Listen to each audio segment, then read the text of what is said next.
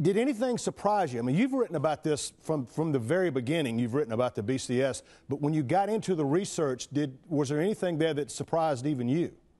You know, when I started, it was because we wanted to say, let's really find out what this is. You know, the excuses they make, academics or missed, inconvenienced cheerleaders or things like that just aren't the reason. So let's get into it. We wanted to analyze the computers. How do they work? Do the polls actually operate properly? Where's the money going? We pulled so many tax documents and university contracts and Freedom of Information Acts and things like that.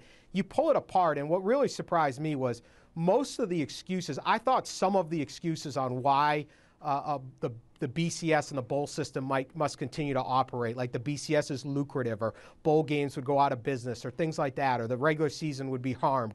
None of those are really true. It's fairly easy to factually prove most of those, and you can make compelling cases against everything else.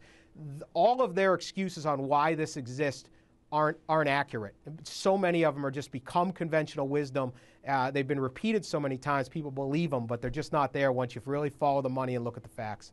All right, what's an example of that? What's a big excuse that has become, I don't know, it's become generally accepted? What's an excuse that you think absolutely does not hold water underneath the research? I'll give you a simple one. The lucrative BCS bowl game appearance. Right. Right? All you hear about, $17.5 million, $19 million you make. 2009, the University of Florida played in the BCS title game. After you count all the money, they made $47,000. Okay, the money got divided up amongst the SEC to pay for the other bowl games that lose money. The university had to spend well over $1 million in traveling to the game and all that stuff. At the end of the day, the profit and loss sheet, $47,000 to play in a BCS title game. That's not lucrative. Well, let me ask you this. Throughout the book, you call the BCS a cartel. You always refer to it as the cartel. The cartel, that's a legal term for somebody who locks out the competition. Tell me why the BCS is a cartel.